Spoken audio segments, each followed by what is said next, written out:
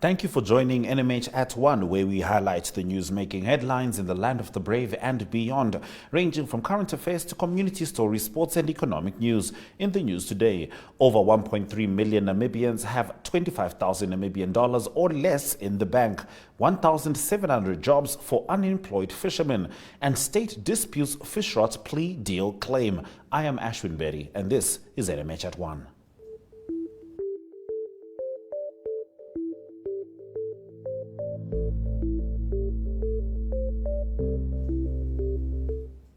In the midday news update, Judge Orban Sibeya has set aside Grant Noble's application for leave to appeal in the High Court in Windhoek. His co-accused Dina Azar was denied a pardon and therefore cannot appeal in the Supreme Court. Remember to engage with these stories on our social media throughout the broadcast. Visual News follows after the break.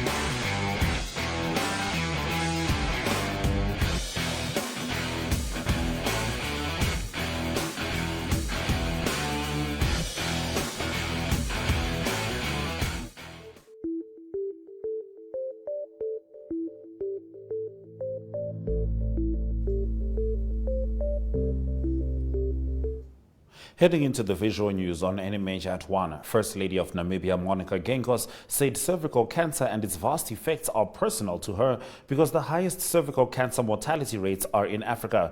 If we can provide quality access to vaccination and high-quality screening and treatment, then we can eliminate what we know to be a preventable and treatable cancer, she said.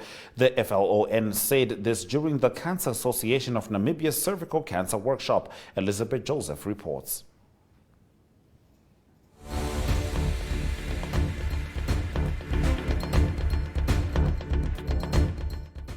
And it's really difficult not to take it personally when we hear that 9 out of 10 women who die of cervical cancer live in low to middle income countries. It is personal because we know that the world's highest cervical cancer mortality rates are in Africa. The life of a woman living in Nkulu has the same intrinsic value as the life of a woman living in New York. And when we are able to improve access to vaccination, high quality screening and treatment, then we're able to eliminate what we know to be a preventable and treatable cancer if it's identified early. This is not only personal for me, it's also personal for my sisters in the Organization of African First Ladies, who've agreed that in July this year, African First Ladies will launch a continent-wide campaign focusing on closing the gender gap, with one of the focus areas being the elimination of cervical cancer. We need every single stakeholder to hold hands and bring whatever they have to the table.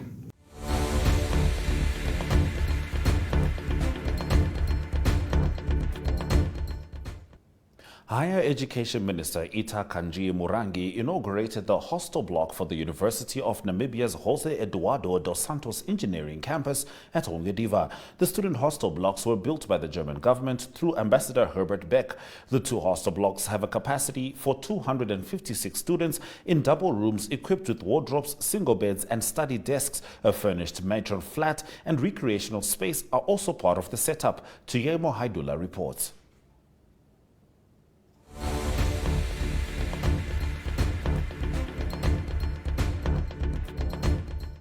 At this point, inaugurating these two hostel blocks at the UNAM Jose Eduardo dos Santos campus here at Oneuptwo for our students in this region. And it is important to note that both government, the region, as well as the campus here, we would like to see these facilities put to full use by our students. It is for their service, it is at their disposal to ensure that quality learning does take place on this campus. With that, I'm assisted by the leadership of the region as well as the campus and the university in the name of the Vice Chancellor and the TVCs and our mayor. Here we go.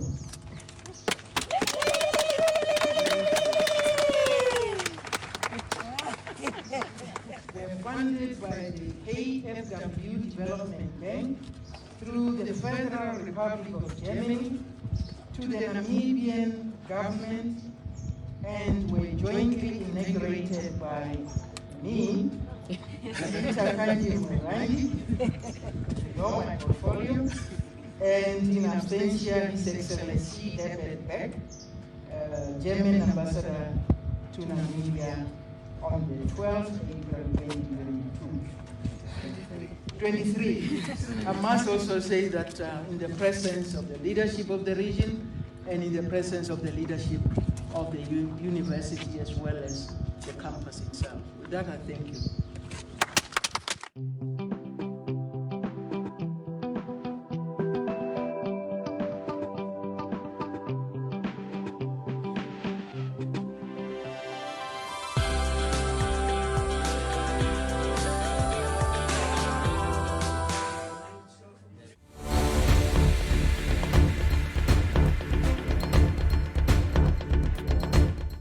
Former Fisheries Minister Esau pins bail hopes on poor health. An update on this story follows in the newspaper review segment.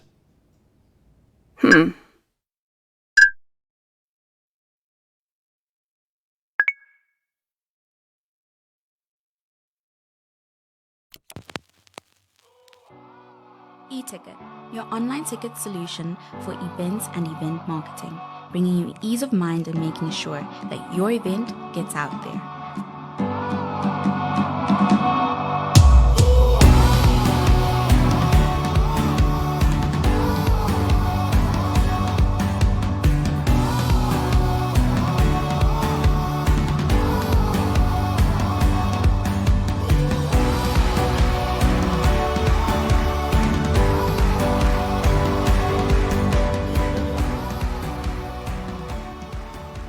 For more information, contact events@nmh.com.na.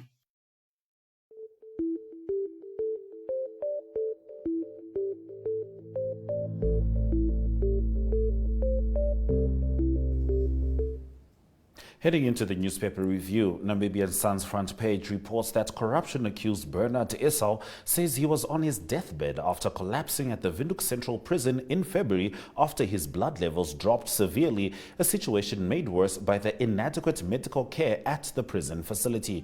Esau narrated these details during his bail application in the High Court yesterday, adding that after collapsing, he was admitted to the Roman Catholic Hospital and later to the Lady Pohamba Private Hospital for stabilization from 21 to 25 February. The former trade unionist turned politician, who said he takes anything between 17 and 25 tablets daily to maintain his health, was diagnosed with severe hypertension. "I almost died, my lord. My blood levels dropped to worrying levels," he said. On page 3, former Oshodonjupa Governor Otto Ipinge has been accused of exploiting his employees with claims ranging from unpaid salaries to verbal attacks and unlawful dismissals. "He is just like that. If you keep asking for your salary, he will just fire you," Silas Raihambo, who worked for as Impinge's driver for 3 months before resigning because of his rude manner, said. "I worked for him for 3 months, yet he only made my first month's payment on time. I had to wait 6 months and take him to labor court before receiving the remaining 2 months' payment," Raihambo said. When called for comment this week on the claims, Ipinge simply said no comment. Republican informs that Michael Simaneka Martin killed himself yesterday around 7 a.m. after officers from the Namibian police located him in a heke at Oshikweyo in the Oshana region. According to the police report, Martin shot himself dead in front of the police officers and family members. On page 3, the Supreme Court declined a request to reopen a case regarding the citizenship of a same-sex couple's child. Through his lawyer, Unokashipuka Sibolile, Namibian Philip Law, who shares 4-year-old son with his Mexican partner Guillermo Delgado, petitioned the Supreme Court this last week, demanding that it invoke its jurisdiction in terms of Section 81 of the Namibian Constitution and reopen the case. The Algemene Zeitung leads on the front with the bail application of the former Minister of Fisheries Bernard Esau and the co-accused in the Fishrot case Nigel van Vyk. Yesterday, both accused parties in the Fishrot corruption trial had their next appeal in Windhoek High Court to justify their joint bail application before Judge David Muntsu. And on page 3, the AZ is focusing on a report by the Global Initiative Against Transnational Organized Crime that shows that wildlife crime in southern Eastern Africa is closely linked to other forms of organized crime, such as drug trafficking or money laundering.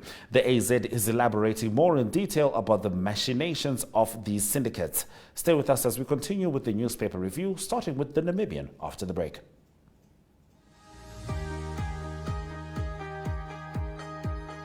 The Regional Review brings you news, views, and interviews from NMH correspondents from across the country.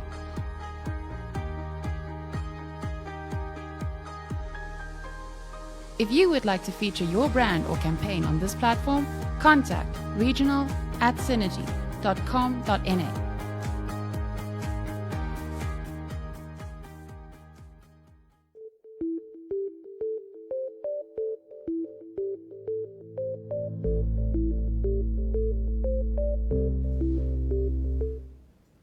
Continuing with the newspaper review, the Namibian newspaper reports that at the end of December last year, over 1.3 million Namibians had about 25,000 Namibian dollars or less in their bank accounts, and inflation is to blame, analysts say. This excludes money set aside as savings in pension funds and funds held in unit trust accounts. The figure was revealed by the Namibia Deposit Guarantee Authority yesterday as it launched its 2022 annual report in Windhoek.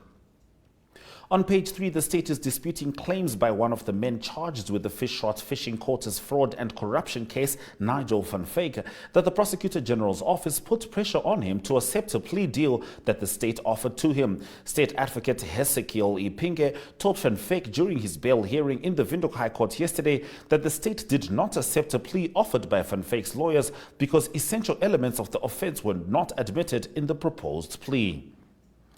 On to New Era. It is reported on page 1 that All People's Party has said eligible young Namibians must stand up and be counted in 2024 by showing up at polling stations to cast their vote. This position was ventilated by APP's acting president Nangolo Shumbwa in an interview with New Era this week. The discussion covered a buffet of issues including the party's political program, youth unemployment, the struggling health and education sectors, as well as the possibility of forming a coalition forced by the opposition as they again attempt to unseat SWAPO from the government. On page 3, the Fisheries and Labour Ministries have embarked on a new strategy to offer actual jobs and salaries to unemployed fishermen through the Government Employment Redress Program. After lengthy negotiations, the two ministries reached an agreement with the hake sector on Friday. Through this agreement, the hake industry has undertaken to permanently employ 681 fishermen, while consultations with the horse mackerel industry are still ongoing. On to Market Watch, the collapse of 7 pylons on the N4 in Pretoria on Sunday night was shut down a Ford plant, causing an output loss of 720 vehicles a day. Other businesses, including other manufacturers as well as residents in large parts of northern and eastern Pretoria, are still without power following the collapse.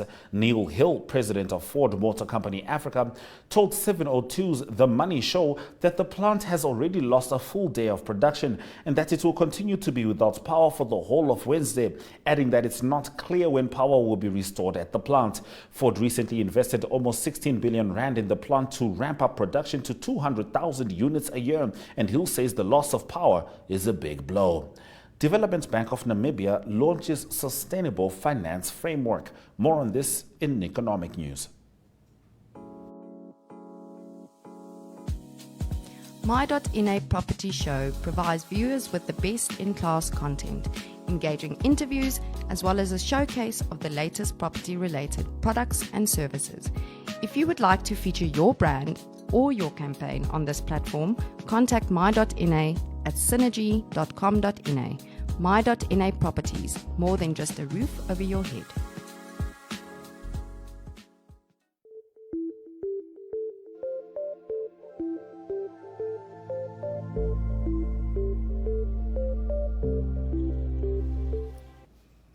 Heading into economic news, as highlighted, Development Bank of Namibia has launched its inaugural Sustainable Finance Framework. The framework is aligned with the 4 core components of the International Capital Market Association's Green Bond Principles 2021, Social Bond Principles 2021, Sustainability Bond Guidelines 2021, as well as the Loan Market Association's Green Loan Principles 2023 and Social Loan Principles 2023. The framework has 7 green categories which aim to achieve the environmental objectives of climate change mitigation, sustainable use and protection of water and marine resources, and protection and restoration of biodiversity and ecosystems. Let's head into the economic indicators.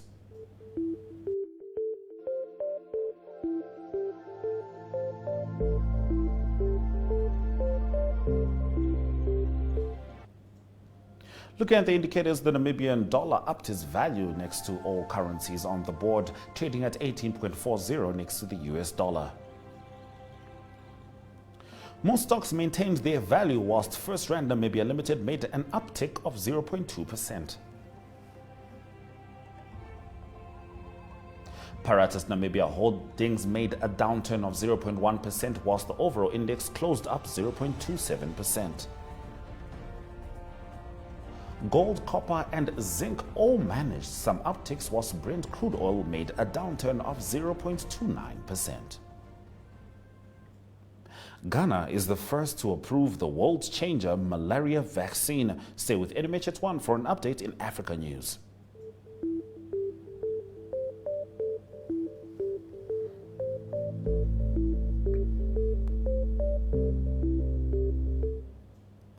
Ghana is the first country to approve a new malaria vaccine that has been described as a world changer by scientists who developed it. The vaccine, called R21, appears to be hugely effective, in stark contrast to previous ventures in the same field. Ghana's drug regulators have assessed the final trial data on the vaccine's safety and effectiveness, which is not yet public, and have decided to use it. The World Health Organization is also considering approving the vaccine. Malaria kills about 620,000 people each year, most of them young children. It has been a massive century-long scientific undertaking to develop a vaccine that protects the body from the malaria parasite.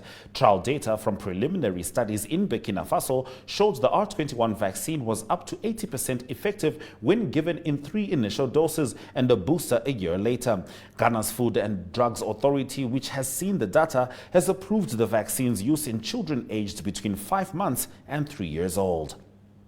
Congolese women and children have been raped and subjected to other abuses during a mass expulsion of migrant workers from Angola to the Democratic Republic of Congo, a doctor, officials and the United Nations said. Angola has deported thousands of workers in recent months, UN figures show, echoing previous purges over the past 12 years, during which abuses also occurred, according to rights groups and the United Nations.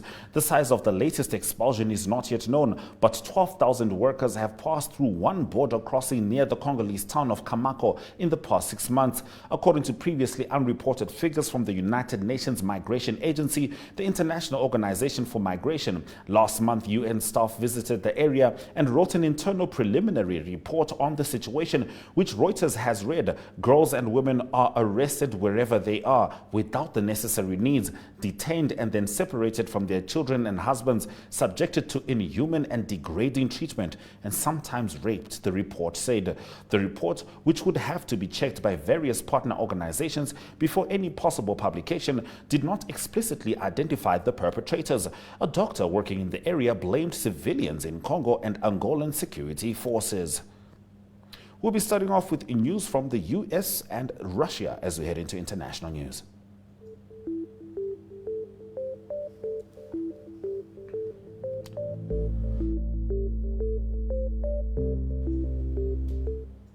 Now, the U.S. believes the UN Secretary General is too willing to accommodate Russian interests, according to fresh revelations in classified documents leaked online. The file suggests Washington has been closely monitoring Antonio Guterres. Several documents described private communications involving Guterres and his deputy. It is the latest from a leak of secret documents which U.S. officials are scrambling to get to the bottom of. The documents contain candid observations from Guterres about the war in Ukraine and a number of African leaders. One leaked document focuses on the Black Sea grain deal brokered by UN and Turkey in July following fears of a global food crisis. It suggests that Guterres was so keen to preserve the deal that he was willing to accommodate Russia's interests. Guterres emphasized his efforts to improve Russia's ability to export, the document said, even if that involves sanctioned Russian entities or individuals. His actions in February, according to the assessment, were undermining broader efforts to hold Moscow accountable for its actions in Ukraine.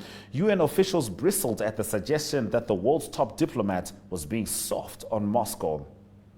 Human Rights Watch has denounced the charges against former Tunisian Prime Minister Ali Larayeda and called for the immediate release. Larayeda is vice president of the opposition Ennahda party in political opposition to President Kais Saied. He has been held in detention since December 19, 2022, without being taken before a judge, according to rights body. Now, Larayeda, who served as PM from March 2013 to January 2014, was arrested as part of an investigation into how thousands of Tunisians were able to leave the North African country and join ISIL and other armed groups since 2011, following the ouster of longtime ruler Zine El Abidine Ben Ali. Based on the available information, Larayeda's prosecution seems to be more of an example of President Saied's authorities trying to silence leaders of the Ennahda party and other opponents by tarring them as terrorists. Sausabi Shalai, HRW's Tunisia director, said in a statement on Tuesday.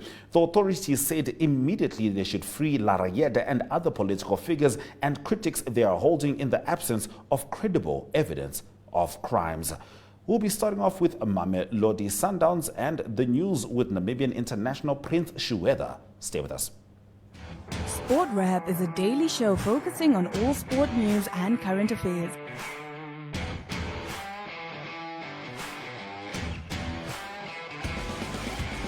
If you would like to feature your brand or campaign on this platform, contact sportwrap@synergy.com.ma.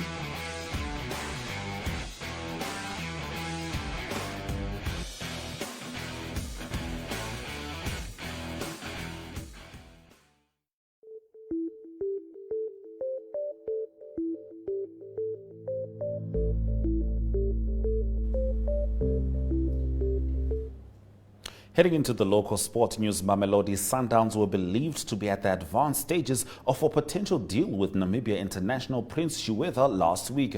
Reports went as far as claiming that Shueda and his family had even had the opportunity to meet some senior Sundowns officials at their Kloorkop training base. A source also claimed that Sundowns had already met with the representatives of Shueda and said they were about 90% ready with their offer for the player. As it stands, the winger currently plies his trade abroad at Lydia prison. Now, Brave Gladiators forward Anushka Kordam has announced that she will be taking a step back from doing national duties, citing unresolved issues with team management, including uncertainties relating to payment. Athletics Namibia's Senior Track and Field Athletic Championship is slated for this Friday and Saturday at the Independence Stadium in Windhoek. We start off with Manchester United in international sport.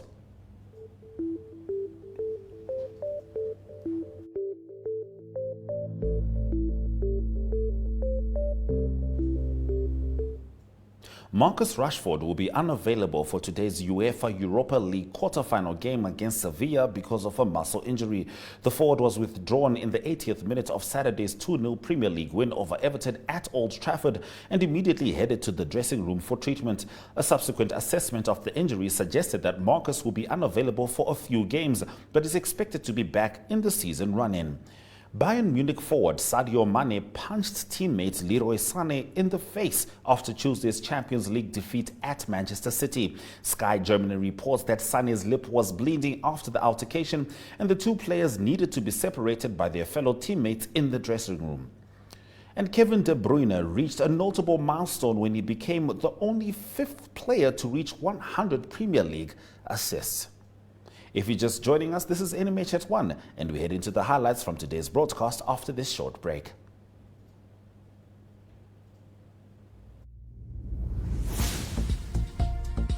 Sunset News is a daily news show focusing on national headlines as well as international news. If you'd like to feature your brand or campaign on this platform, please contact sunset@synergy.com.na. Sunset News. Don't end your day without us.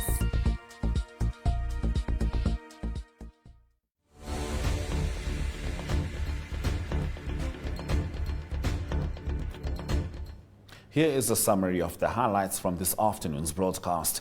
Ghana is the first country to approve a new malaria vaccine that has been described as a world changer by the scientists who developed it. The US believes the UN Secretary General is too willing to accommodate Russian interests, according to fresh revelations in classified documents leaked online. And Brave Gladiators forward Anushka Kordum has announced that she will be taking a step back from doing national duties, citing unresolved issues with team management, including uncertainties relating to payment. Those have been your highlights. Remember to tune in every weekday at 1 p.m. to spend your lunch hour with NMH at 1, catching up on the latest news in Namibia, Africa, and the world, ranging from current affairs to economic news, sports, and international headlines. From me, Ashwin Berry, is goodbye from us in studio. Stay well.